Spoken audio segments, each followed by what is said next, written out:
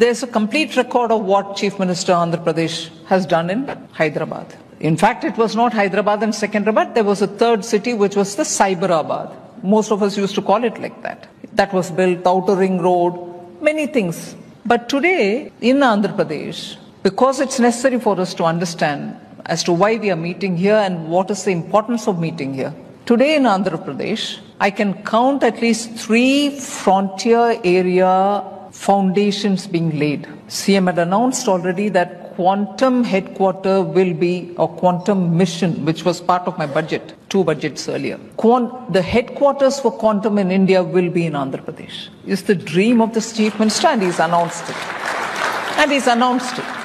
And he's also demarcated an area where he's going to create the necessary fundamental infrastructure for ensuring quantum emanates or fountainhead of quantum would be here. Stop at that? No. He started also one another area where he's demarcated and getting the advantage of a national mission which has been here for a long time, Sriharikota. He's now started a center for space. Future research in space related matters will happen there. So that will be a fountainhead of space which we opened up in the 21 budget.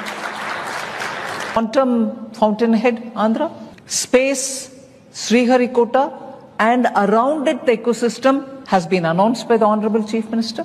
The second, the GCC, he's focused it on Visakhapatnam. He's already made the announcement that Google is coming in with a data center here also in Visakhapatnam. Now 4 things all related to the future of science, frontier of science will emanate from here, and that's already the steps being taken are being openly announced.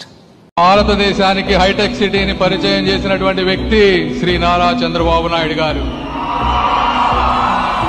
భారతదేశానికి real time governance అనే పదాన్ని పరిచయం చేసినటువంటి వ్యక్తి శ్రీ నారా చంద్రబాబు నాయుడు గారు. ఎవరికి తెలియని రోజుల్లో సిటిజన్ సెంట్రిక్ డిజిటల్ సర్వీసెస్ కి ఈ సేవ మీ సేవ అని పేరు పెట్టినటువంటి మహోన్నతమైన వ్యక్తి శ్రీ నారా చంద్రబాబు నాయుడు గారు. బయోమెట్రిక్ ఇంటిగ్రేటెడ్ గవర్నెన్స్ తో అకౌంటబిలిటీ క్రియేట్ చేసినటువంటి వ్యక్తి శ్రీ నారా చంద్రబాబు నాయుడు గారు. పేపర్ల మీద ఉన్నటువంటి ల్యాండ్ రికార్డ్స్ ని డిజిటైజ్ చేసినటువంటి మొదటి వ్యక్తి శ్రీ నారా చంద్రబాబు నాయుడు గారు. ఈ రోజు ఆయనకి 75 years వచ్చిందని అందరూ అనుకుంటా ఉంటే మళ్ళీ ఈ రోజు క్వాంటమ్ కంప్యూటింగ్ అని, ఆర్టిఫిషియల్ ఇంటెలిజెన్స్ అని, వాట్సాప్ గవర్నెన్స్ అని భారతదేశం మొత్తం కూడా మళ్ళీ ఈ రోజు ఆంధ్రప్రదేశ్ వైపు చూసే విధంగా చేసినటువంటి వ్యక్తి కూడా శ్రీ నారా చంద్రబాబు నాయుడు. ఈ రోజు అమరావతిలో ప్రారంభించిన ప్రతి ఒక్క పని రాబోయే 3 సంవత్సరాల్లో పూర్తి అవుతాయి. అంటే ఇన్ఫ్రాస్ట్రక్చర్ అంతా కూడా దగ్గర ఒక 50,000 కోట్ల రూపాయల ఇన్ఫ్రాస్ట్రక్చర్ రాబోయే 3 సంవత్సరాల్లో అమరావతిలో పూర్తయి మళ్లీ ప్రధానమంత్రి గారు వచ్చి దీన్ని ఇనాగరేట్ చేయబోతున్నారు, డెడికేట్ చేయబోతున్నారు. అది జరుగుతుంది.